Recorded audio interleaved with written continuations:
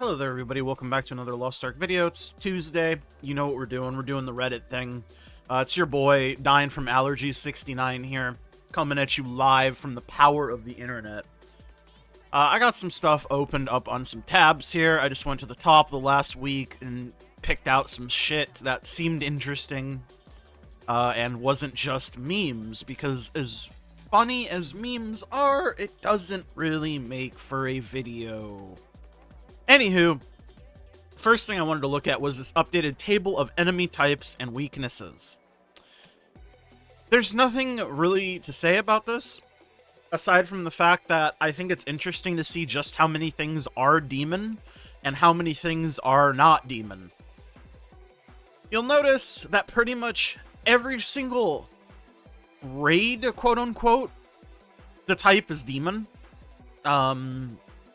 The only notable ones that aren't is Akan, I think. Akan Gate 4, or Phase 2 of Gate 3, is undead for some reason. And Gate 1 is undead. Not that that really matters. The other big notable one, to me at least, was the fact that Echidna Narkial is humanoid rather than demon, which I guess makes sense. But I don't know, I think that's weird. Anywho. If you're somebody that likes to min-max your card damage, your card book damage, I mean, this is here for you. If you ever wondered just how valuable demon damage was compared to like any other value in the game, you have your answer here. And basically, if you're doing Legion raids, everything is demon damage, pretty much. Asterisk. Anyway, this is one of the many reasons why the game feels so horrible. Oh, I love this. Love these posts. Being a solo player, I pugged Kai and Gal normal. At Gate 2, our healer disconnected. We waited, but they never came back. I said we should clear it, because it's almost impossible to get unjailed if you're stuck at Gate 2. One guy agreed. Another guy voted quit, so we quit. And I spent the next 20 minutes trying to get unjailed. No dice. Who the hell wants to spend 20 minutes waiting? Sorry, I just had to complain somewhere. Don't have a guild. I mean, actually, this is not what I thought it was going to end up being. I do agree that I think Waiting Simulator kind of lame. Especially when you're stuck in the middle of a raid, like in between gates. Anybody else remember Gate 2 Argos? If you had somebody that DC'd, you might as well just write yourself off for that week. Because there's about a 0% chance you're going to find somebody on Gate 2 of Argos. Do I think they're ever going to fix this? Yeah, probably not. They could, for sure. But I think it's easier to just not. So, seems like they take the path of least resistance. And just waiting in general is quite annoying. Even just waiting for lobbies to fill in the first place is quite annoying. At least on NA West. Brother, filling up an Akan lobby takes fucking way too long. Shit's like 10-15 minutes.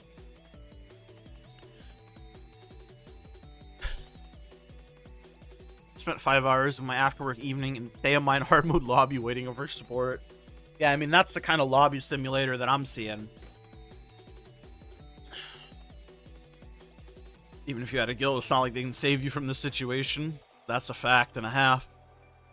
Heard of solo raids. Yeah, I can't wait for solo raids that they're gonna somehow fuck up by giving you like 10% of the gold instead of giving like half bound, half unbound. I'm telling you, man, Chinese Lost Ark has it figured out with the bound shit. A lot of people had weird comments and like weird reading comprehension on like the last video I made about this, but the idea behind the bound versus unbound isn't necessarily to make all of the gold you get bound, so it's not silver, because gold has different uses than silver does, right? And I get it, it's all artificial, and it's essentially the same thing if it's both it's both bound, but it's not, because if you get both bound and unbound gold, like for example Clown, right? Let's say Clown doesn't get nerfed. Clown gives 4,500 gold, and then like next patch it'll give like 3k gold or whatever, for example. Instead of them nerfing the Clown gold even more, what they can do is keep it at 4,500 gold, right? and then make the percentage of the tradable gold from that 4,500 the amount that they wanted to nerf it to, and then leave the rest of that 4,500 that is above the nerf point as bound gold. This is an infinitely better solution because you need gold to interact with basically every vertical system in this game. So while in a very narrow vacuum sense, the gold, quote unquote, becomes silver, but it doesn't. Because you will have a pool of gold that you can only spend on these vertical systems while still having gold that you can pool towards things like gems, accessories, stones. You get it? That is why having bound and unbound gold and then nerfing the gold amounts down, but just changing it from bound to unbound, or unbound to bound rather, and making it a percentage of that gold is such a great idea. Because, again, I'll use this example again. Clown, 4,500 gold. Let's say next patch, they're going to nerf it to 3k gold instead of 4,500. If there is no bound gold and unbound gold, it just becomes a flat 3k gold, right? So if you run Clown, gate 1 through 3, you get 3k gold from doing it. What I'm saying, and what Chinese Lost Ark is doing, is rather than nerfing it to 3k gold, they're making a percentage of it bound. So instead of 3k tradable gold, it would be 3k tradable gold and then 1,500 bound gold. And again, you need gold for every vertical system in this game. So having bound gold that you can only use on these vertical systems that would otherwise not exist, very enticing for basically anybody who plays this game, especially new players. Because new players, you're going to need to buy things with gold that aren't these vertical systems, but you're also going to need to interact with these vertical systems. That cost, you guessed it, gold. Anyway, that's a little bit of my little rant. I don't know, man. I just think it's such an easy solution to a big problem that would help new players infinite times over. And that's also kind of why I think they should do the same thing with solo raids, which is why I was bringing it up in the first place. Rather than nerfing the flat amount of gold from solo raids, give a larger percentage of it as bound gold and a lower percentage of it as unbound gold, because it achieves the same thing, right? Anyway, I'm gonna shut up about that. Raid anxiety in the Catch-22 of Lost Ark. Didn't think this was gonna be a popular post. Give context. I'm gonna read this after. Earlier today, you had a surreal experience, I'm sure. I told myself, you know what? Maybe gaming isn't for me anymore. As a semi-hardcore enthusiast, I try my best to enjoy Lost Ark whenever I can. While I don't have the luxury of having a group of gaming friends, and I can't say I have the time to truly master every raid, I still love the game. I haven't conquered Gate 3 Thamine yet, but I've slapped Snake Mother 2 times in a row. I do have to say, we do need to do better as a community when it comes to raiding and helping each other out. To keep it short, I was running Tower Hard Mode, messed up the door destruction mechanic, Gate 4 result, vote to quit, followed by the message, you've been banned from the party, blah blah blah, I apologize in chat, explained it was opposition, almost quit.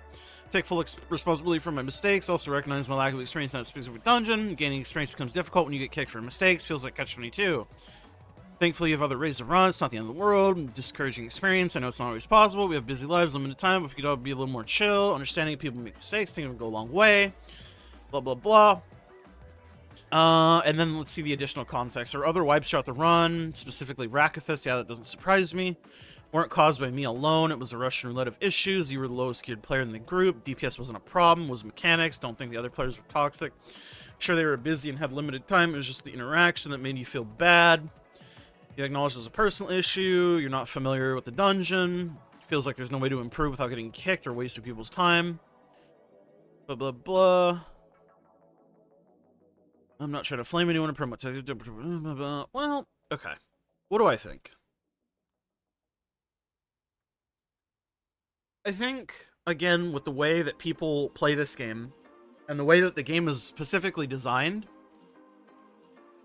this leads itself to happening. And it's hard. Because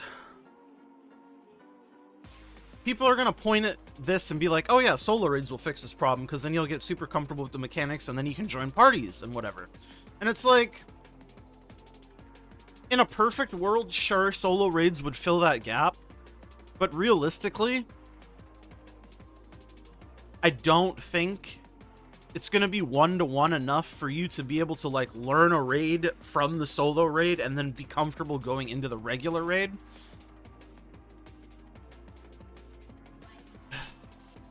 I don't know. Let me cook on it for a bit. Let me read some comments while I cook.